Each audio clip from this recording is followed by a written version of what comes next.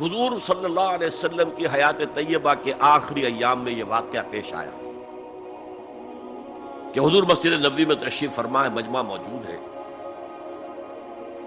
اچانک ایک شخص ظاہر ہوتا، شدید و بیاض ثیاب، شدید و سواد شعر، اس کا لباس انتہائی سفید صاف، کوئی اس پر دھبا نہیں، داغ نہیں، میل نہیں، بال انتہائی سیاہ چمکدار، گرد آلود نہیں، ولا یعرفہ احد منا، اور ہم میں سے اسے کوئی پہچانتا بھی نہیں تھا، کسی بھی ریت سے خاک سے بالکل آلودہ ہوئے بغیر بال ہیں، تو شاید یہ مدینے کا رہنے والا ہو، تو مدینے والوں میں سے کوئی تو ہوتا کہ جو اس کو جانتا پہچانتا، کوئی نہ کوئی تو گریٹ کرتا اس کو مجمع میں، آؤ آؤ ادھر آ جاؤ، میرے پاس آ جاؤ، کوئی نہیں۔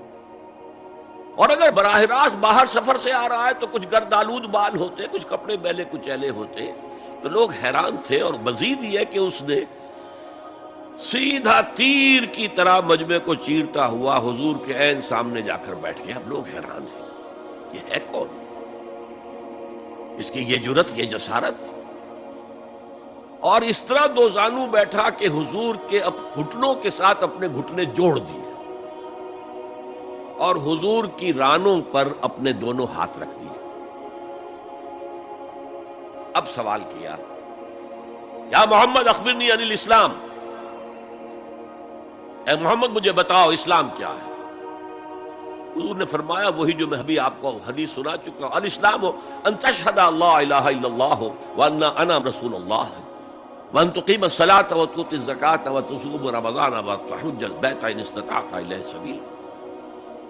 پھر کہا اخبرنی عن الایمان، لیکن یہ کہ ان روایتوں میں بھی اس کو روایت کرنے والے بہت سے صحابہ ہیں۔ عبداللہ ابن عمر بھی ہے، حضرت عمر خود بھی ہے رضی اللہ تعالی عنہما، ابو ہریرہ بھی ہے، عبداللہ ابن مسعود بھی ہے۔ چونکہ ایک مجمع میں واقعہ ہو رہا تھا نا، تو مجمع کے اندر تو بہت سے لوگ سن رہے ہیں۔ اگرچہ جیسے آج بھی ہوگا کہ میں جو بات کہہ رہا ہوں، آپ میں سے بہت سے حضرات میری ساری بات سن کر اگر کہیں جا کر رپورٹ کریں گے تو ان کی باتوں میں اختلاف ہو جائے گا، لہذا اس حدیث کی روایت میں اختلاف ہے۔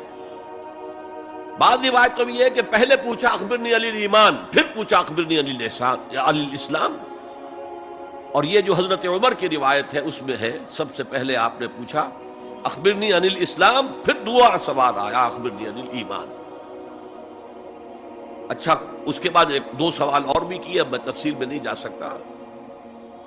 پھر وہ شخص چلا گیا، حضور نے کہا ذرا اس کو بلانا واپس، تو دیکھا تو کہیں بھی نہیں، زمین کھا گئی، آسمان اچک کر لے گیا، اللہ جانے۔ تب حضور نے فرمایا اوہ یہ جبرائیل تھے جو تمہیں تمہارا دین سکھانے آئے تھے، یعلمکم دینکم اذ لم تسألوہ، جبکہ تم نے اس کے بارے میں سوال نہیں کیا۔ اور یہ پہلی بار ہے کہ میں جبرائیل کو پہچان نہیں سکا، انسانی شکل میں وہ آئے اور میں پہچان نہیں پایا، ورنہ اکثر حضرت دہیہ کلبی کی شکل میں آتے تھے انسانی صورت میں، جب بھی حضرت جبرائیل آتے تھے۔ حضرت دہیہ کلبی جو ہے وہ بہت ہی حسین جوان رانا، ان کی شکل میں آتے تھے۔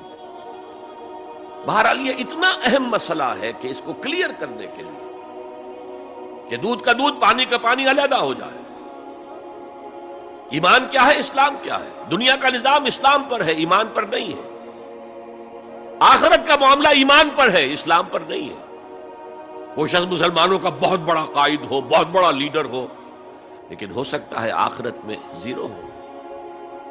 میں حدیث سنا چکا ہوں آپ کو، ایک شخص دنیا میں شہید سمجھا جا رہا تھا، ایک شخص دنیا میں بہت بڑا عالم سمجھا جا رہا تھا، ایک شخص دنیا میں بہت بڑا سخی سمجھا جا رہا تھا، اور اللہ نے سب کے دعوے جو ہیں ان کی نفی کر دی۔ تم نے جنگ کی تھی اس لیے لیقال جریء کہا جائے، بہت ہی جری آدمی ہے صاحب، بہت بہادر آدمی، کیا کہنے اس کے۔